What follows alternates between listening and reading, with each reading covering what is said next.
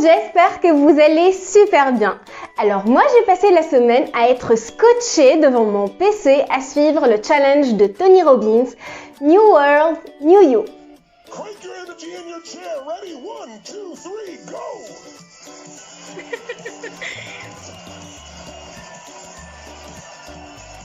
Donc, wouhou! Mais au-delà de mon euphorie, j'ai réappris quelque chose de super important que je voulais absolument partager avec vous. Salut à tous, je suis Manel, je suis praticienne en programmation neurolinguistique et aujourd'hui nous allons parler de changement et de la condition indispensable pour que ce changement dure dans le temps. Donc pour commencer, je vais te raconter quelque chose sur moi-même. Au lycée, j'ai toujours été bonne élève. Pas excellente, mais bonne. Donc du coup, mes notes variaient un petit peu entre 14 et 16. C'était ma zone de confort. Donc je faisais assez d'efforts pour obtenir mes 15, mais pas plus que ça.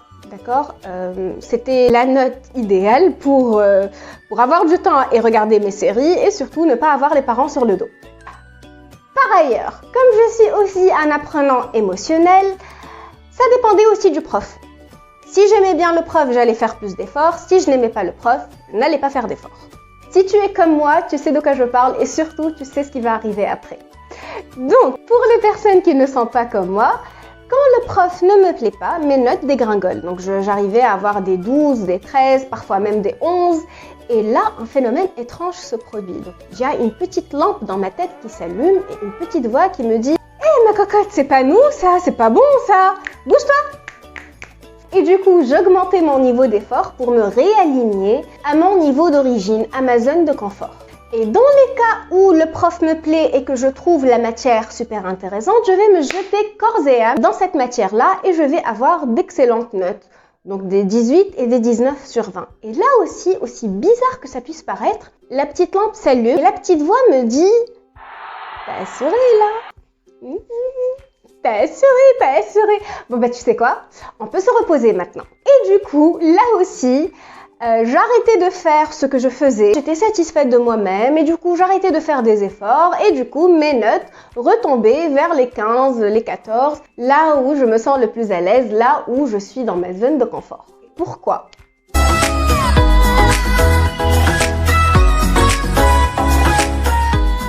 En fait, je m'identifiais comme étant un 15 sur 20. Donc du coup, le 15 était mon standard. Un 12 ou alors un 19 était loin de mon standard. Et nous, en tant qu'êtres humains, nous avons ce besoin viscéral d'être conforme à l'idée que nous avons de nous-mêmes.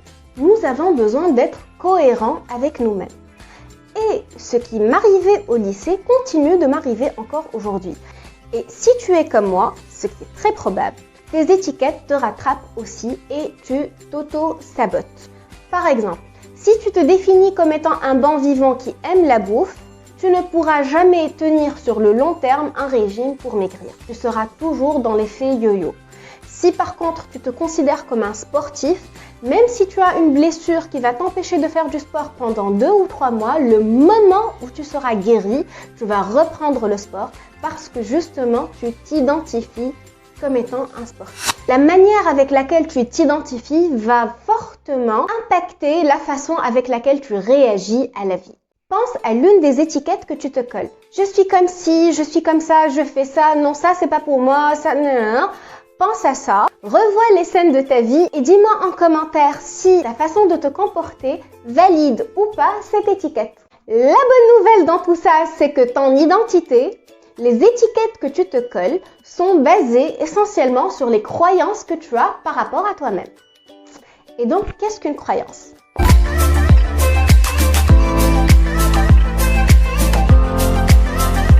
Donc, les croyances sont en fait un ensemble d'idées qu'on s'est répétées et racontées tellement de fois qu'on finit par y croire. Hitler disait qu'un mensonge répété suffisamment de fois avec suffisamment de ferveur va devenir une réalité. Et c'est exactement ce qui se passe. J'ai tout essayé, ça n'a pas marché. Non, ça, c'est pas pour moi. Je suis trop vieux pour ça. Je n'ai pas suffisamment d'argent pour commencer. Tu vois le genre. Ce genre de croyance nous limite nous emprisonnent. Et ce sont des idées qu'on s'est répétées beaucoup de fois et qu'on a fini par valider, par accepter et par y croire. Et le pire dans tout ça, c'est que nos expériences de vie valident les croyances que nous avons à propos de nous-mêmes ou alors à propos de la vie ou à propos des situations. Donc en fait, nous avons des preuves concrètes, des faits qui enracinent encore plus ces croyances-là. Ce sont nos références. Par exemple, si je suis quelqu'un qui procrastine, je le fais une fois, je le fais 2 fois, je le fais 3 fois, je le fais 4 fois. Et donc du coup, à chaque fois que j'ai ce comportement de procrastiner, ça va enraciner encore plus dans ma tête la croyance que je suis un procrastinateur, que je suis un paresseux, que je ne suis pas quelqu'un de déterminé, de motivé, blablabla, blablabla. Mais je vais te prouver tout de suite que ces croyances ne sont pas forcément vraies. Et donc, on va jouer à un petit jeu ensemble pour que je puisse te prouver justement que tes croyances ne sont pas forcément vraies. Regarde autour de toi et essaye de trouver tous les objets marrons dans la pièce. Ok ? Je vais te donner 10 secondes.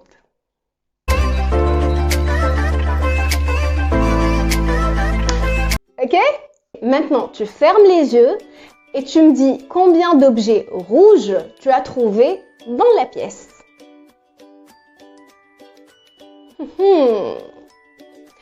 Ouvre les yeux encore une fois. Maintenant, cherche vraiment tous les objets rouges que tu peux trouver dans la pièce. C'est fou, hein? Tu en trouves beaucoup plus maintenant. Notre attention ne peut pas être focalisée sur tout en même temps. Sinon, notre cerveau va juste exploser. On trouve ce qu'on cherche. Si tu vas te focaliser sur les difficultés, tu vas trouver plus de difficultés. Si tu vas te focaliser sur les solutions, tu vas trouver plus de solutions. Si tu penses que tu n'es pas capable de, tu vas avoir toutes les preuves possibles et imaginables qui vont te montrer que tu n'es pas capable de. Mais le contraire est tout aussi vrai. Nos croyances nous hypnotisent, nous conditionnent. Nos étiquettes sont la raison pour laquelle on s'auto-sabote. Si tu te répètes quelque chose de manière constante, que tu y mets un certain degré d'émotion, tu finis par y croire. Et quand tu y crois, tu le vis.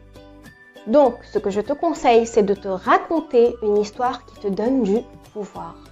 Écris tous les jours ta nouvelle histoire. Écris tous les jours de nouvelles affirmations qui vont t'emmener vers ta nouvelle version de toi-même. Une version qui est plus en pouvoir, plus en contrôle, qui... Voilà quoi. Par exemple, j'apprends tous les jours un peu plus. Je suis déterminée, je suis ambitieux, j'ai le droit de me tromper, j'ai le droit d'essayer, j'apprends de mes erreurs. Donc écris ce genre d'affirmations au quotidien et répète-les avec ferveur. À force de se répéter ce genre d'affirmations, on finit par y croire et on commence à manifester plus de preuves dans notre vie qui vont dans le sens de nos nouvelles affirmations. Et c'est comme ça qu'on va développer de nouvelles croyances et donc une nouvelle identité, une nouvelle version de nous-mêmes. Personnellement, je fais ça depuis 2018 et c'est testé et approuvé, c'est le moins qu'on puisse dire. Sur ce, merci de m'avoir suivi jusqu'à la fin. Je vous embrasse, à la prochaine. Au revoir.